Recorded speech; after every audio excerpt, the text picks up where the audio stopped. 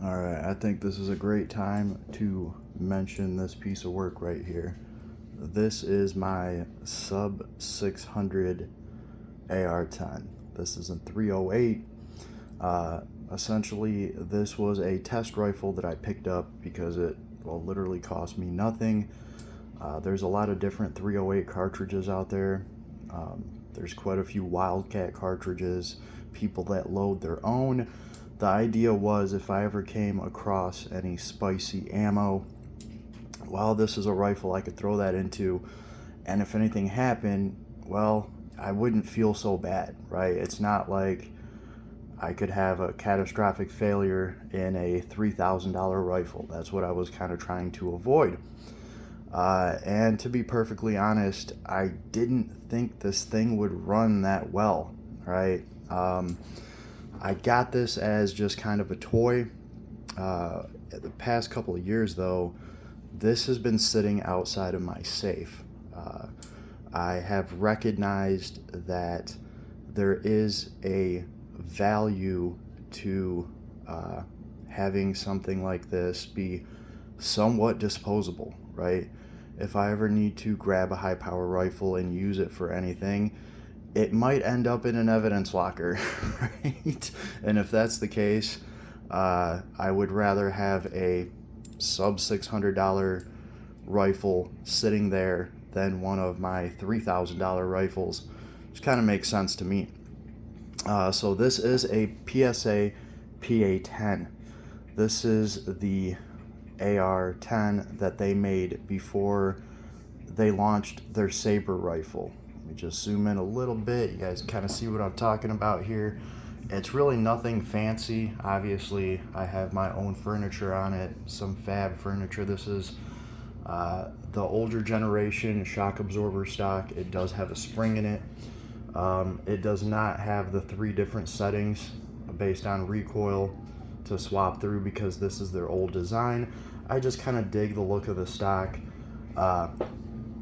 We have a fab grip. I like these for my big hands, and we have a Tech Deck grip tape here just to give me a little bit more traction there. Ultimately, I really have been enjoying this rifle. I say sub 600. This thing was $568 out the door, and I remember that value down to the bottom dollar because every time I take this thing to the range and I shoot it, I think about how much I paid for this, and it literally brings a smile to my face. It's absolutely awesome. Quite a few people have shot this at the range. Everybody's pretty happy with it, and they say it's a pretty cool, Tarkov looking rifle thing.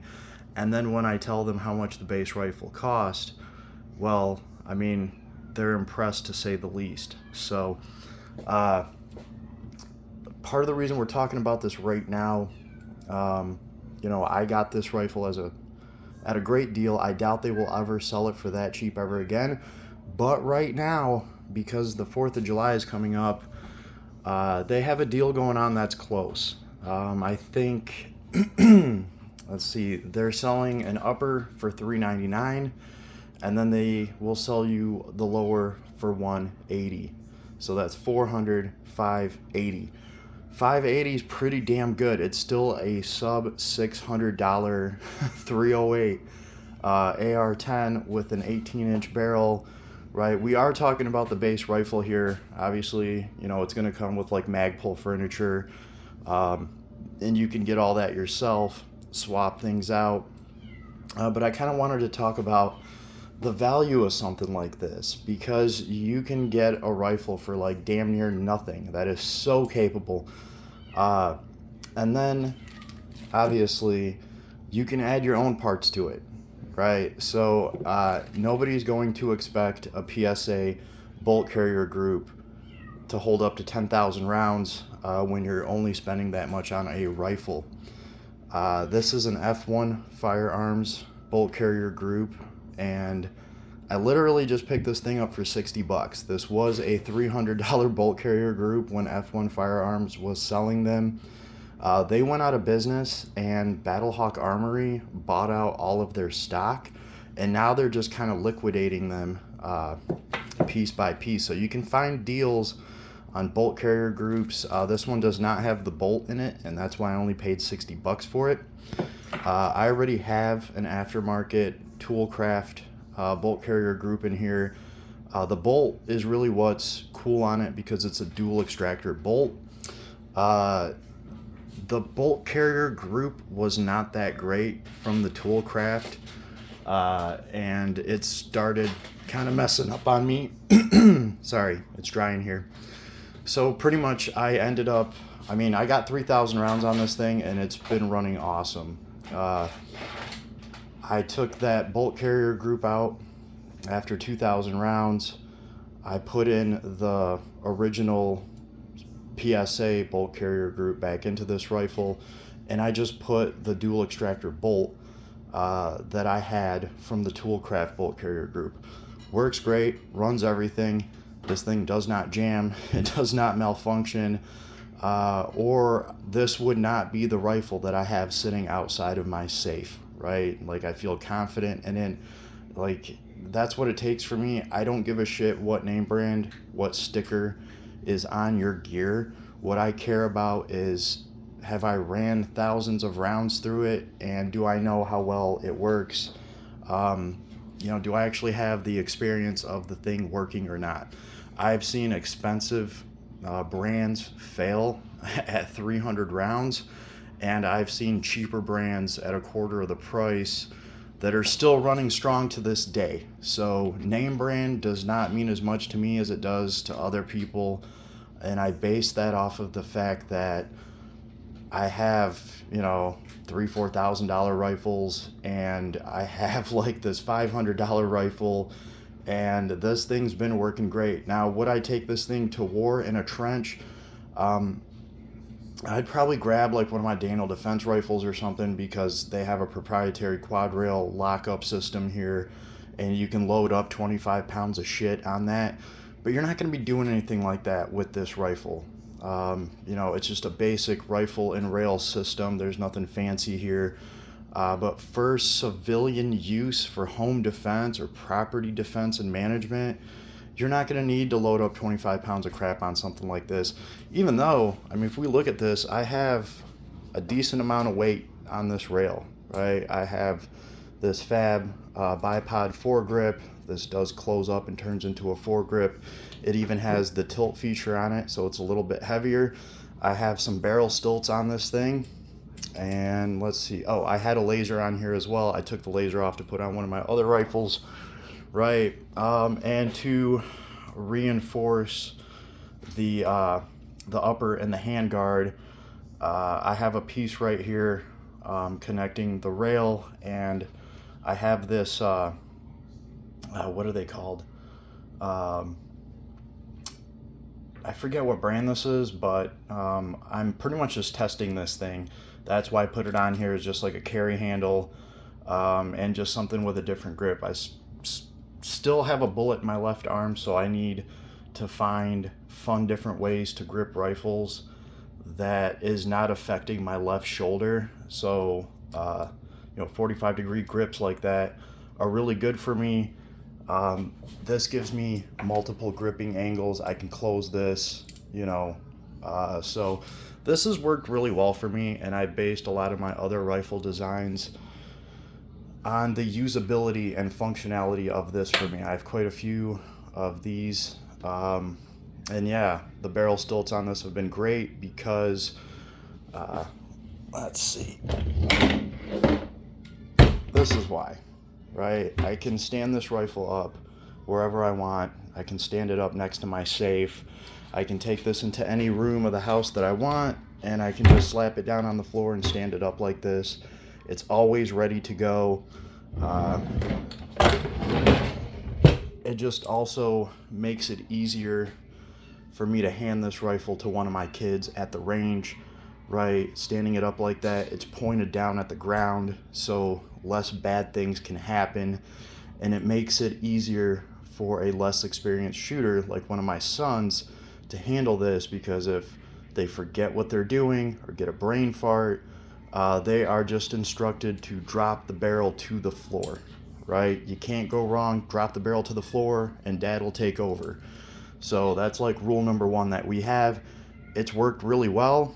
So I just leave this rifle in this configuration, you know. So aside from that, aside from all the stuff that I have on here, this is just their 18-inch barrel and their flash hider that came with this rifle. I haven't seen any need to swap this out. This thing shoots solid, especially with the extra weight that I put on it and the shock absorber stock. Believe it or not, these also come with an adjustable gas block. It may not be the best adjustable gas block in the world, but it will let you tune the gas of the rifle to a certain extent.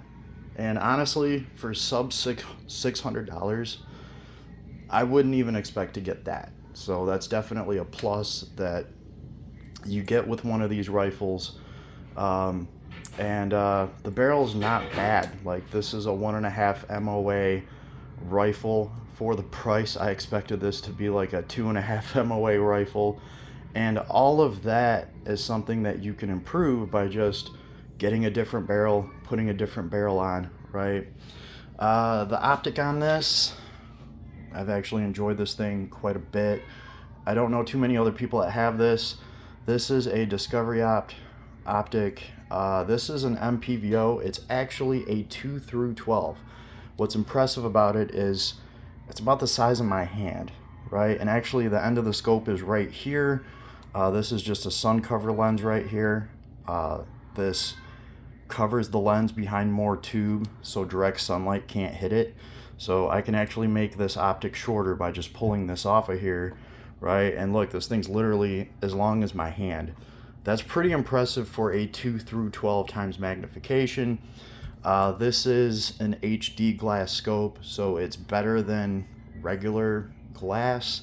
It's not as good as ED glass, but that's the reason that I got such a good deal on this thing. I think this optic was like, I don't know, it was on sale for like 135 bucks. And honestly, I kind of wish I would have picked up another one of these just to mess around with. It has quick adjust locking turrets, right? Pull them up, adjust them, push them down. Same thing with the side turret.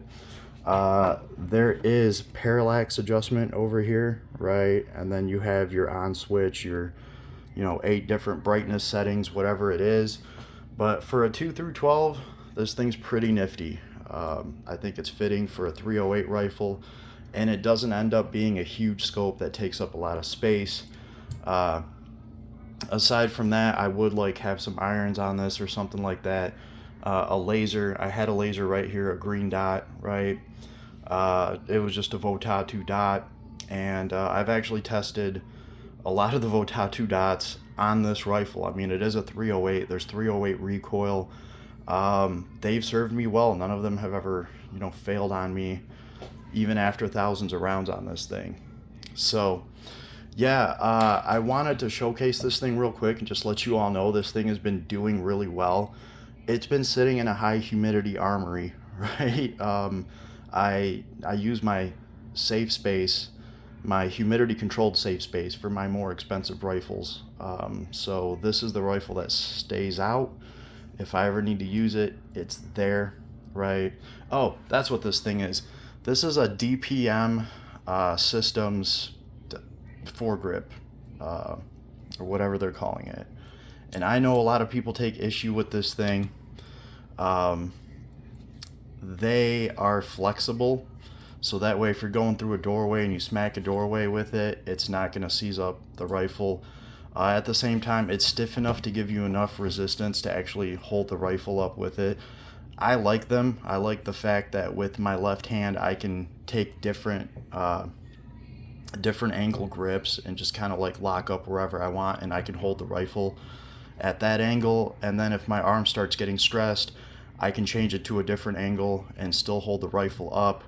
And again, I just put it on here as a carrying handle right now, just to test this thing out, because this thing moves and it's so fluid that it just feels like it's gonna snap off. But it doesn't, right? It doesn't. With all the testing that I've done, you're not going to be able to snap one of these off, and I kind of had to prove that to myself. I have another one of these that they sent me because they did sponsor the channel a long time ago. It's a longer one.